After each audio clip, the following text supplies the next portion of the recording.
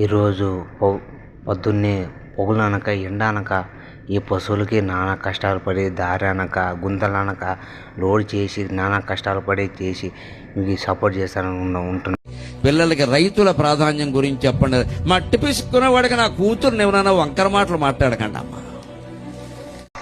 అందరికి నమస్కారం, నేను మీ ఫార్మర్ శివ.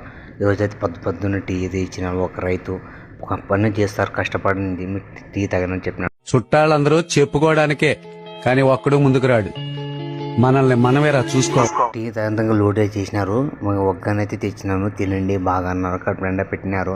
నేను ఆ ఒగ్గని తినలేక వాళ్ళకి ఇచ్చేసాను. తింటున్నారు చూడండి, నీళ్ళు పక్కనే ఉన్నవి చూడండి. ఒక లైక్ సబ్స్క్రైబ్ చేసుకోండి. ఈ పశువులకి ఎంత కష్టం పడతాం ఫ్రెండ్స్. తెల్లవారుజామున 4 గంటలకు అయితే పొలంలో 5:30 వెళ్తాం. ఈ లెక్కలు లోడ్ చేయాలి. ఆ దారి చూడండి, నిదానంగా రావాలి. దారి వచ్చే ఊళ్ళో రావడానికి దాదాపుగా 2-3 గంటలు పడుతుంది. గుంతలు పడితే మళ్ళీ పడితే ఇంకా నానా కష్టపడతాము. ఈ గడ్డ చూసాను కూడా బాగా చేసినాము చూడండి. అక్కడ సాఫ్ చేస్తున్నారు మా అంతా ఈడ మా మామగారు. చూడండి ఫ్రెండ్స్, పుష్పటు తగ్గేదేలే. మనం ఎట్లా కష్టపడతాం వెనక చూడండి, ఎంత బాగా చెక్కినాము. ఇంత రైతు కష్టం ఉంటుంది. పైన చూడండి అక్కడైతే టాటాతో వస్తుంది చూడండి. ఇంత దారి ఇంత పొద్దున్నే వెళ్ళి ఇంత కష్టపడి మీకోసం వీడియో పెడితే మీరు సపోర్ట్ చేయడం లేదు, ఏం లేదు. చూడండి పొలం ఎంత పచ్చగా ఉంది, ఎంత జొన్న చూడండి. టాటాతో ఇంకా అక్కడి నుంచి వస్తుంది ఫ్రెండ్స్. ఇంత కష్టపడుతున్నా మీరు సపోర్ట్ చేస్తారని అందరూ ఓడేస్తున్నారు, ఇంకా రావాలి అని. ఎందుకంటే ఈరోజు ఈ వీడియో మేము పెడతానని అందరూ చూడాలని నా మీద ఎంతో ఆశ పెట్టుకుంటారు కదా. చూడండి ఊర్లోకైతే వచ్చేసినాము. ఊర్లో సరిగ్గా దారే లేదు, నిదానంగా అంటున్నారు. వెనకలైతే రామని చెప్పినాము. వెనకంతా ఇక్కడ సైడ్ తిప్పడానికి కూడా లేదు. అందుకోసం మెల్లకి వచ్చిన తర్వాత ఇంకా అన్లోడ్ అయితే చేసినాము.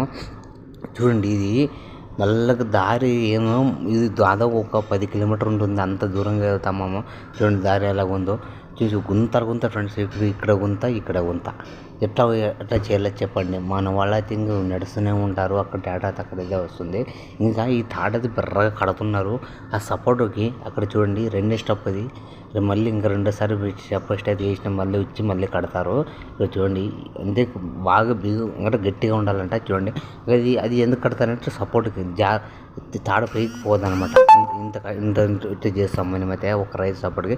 కట్టినాము, ఎట్లా తొక్కినాము. ఇప్పుడు చూడండి ఎంత పైకి మీద ఆనంగా ఎక్కిస్తున్నాడు.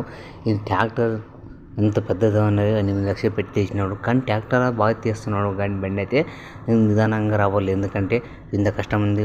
నెక్స్ట్ కదాం చూడండి ఫ్రెండ్స్. ఇంత